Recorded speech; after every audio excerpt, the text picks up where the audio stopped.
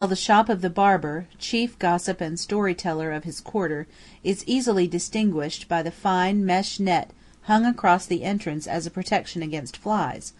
for flies abound in Cairo, which, however disagreeable they may be, is perhaps fortunate in a country where the laws of sanitation are so lightly regarded. Noise enters largely into street life, and the native is invariably loud-voiced. No bargain is concluded without an apparent squabble, and every tradesman in the street calls his wares, while drivers of vehicles are incessant in their cries of warning to foot passengers. All the sounds are not unmusical, however, for from the minarets comes the muezzin's sweet call to prayer, to mingle with the jingling bells and the tinkling of the cups of the water-sellers. Then the donkey boys, everywhere to be found in Cairo, add much to the liveliness of the streets. Their donkeys are fine animals, usually grey and very large, and their bodies are shaved in such a manner as to leave patterns on the legs and snout, which are often coloured.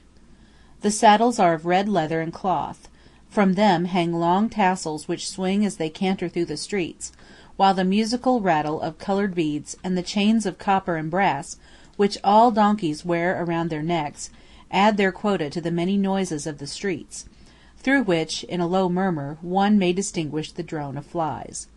Among all the bustle and confusion, shimmering lights, and varied colour which constitute a Cairo street scene, the native woman passes with graceful dignity. Her features are hidden by the burka, or veil, which is generally worn, but her beautiful eyes fascinate, nor does the voluminous cloak she wears entirely conceal the dainty, if brilliant, clothing beneath, nor the extreme beauty of her well-shaped hands and feet. Quite as picturesque as the life of the streets are the buildings which enclose them, and the great glory of Cairo consists of its bazaars and mosques and old-time palaces. The streets are usually irregular in width and often winding, and are sometimes so narrow as to render driving impossible, for when Cairo was built wheeled vehicles were not in use, and space within its walls was limited. The houses are very lofty, and are built of limestone or rubble covered with white plaster,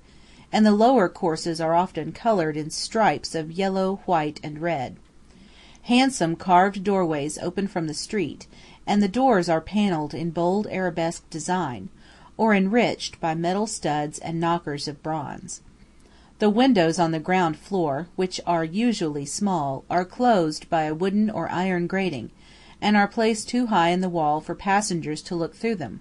and frequently, even in the best houses, small recesses in the walls serve as shops.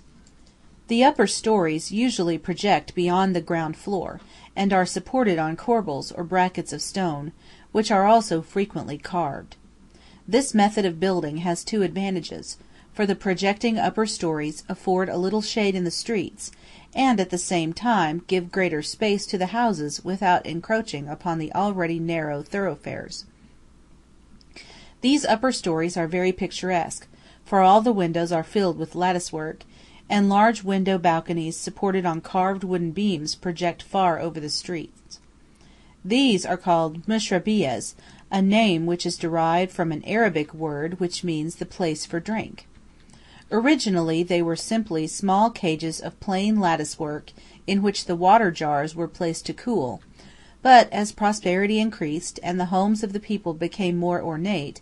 the edges of the lattice-work were cut so as to form a pattern, and the little cages presently developed into these large balconies, which in place of simple lattice-work were enclosed by screens, formed of innumerable small pieces of turned wood built up so as to form designs of great beauty, and behind which the ladies of the harem might sit and enjoy the air and the animation of the streets unseen. Unfortunately this beautiful work is fast disappearing;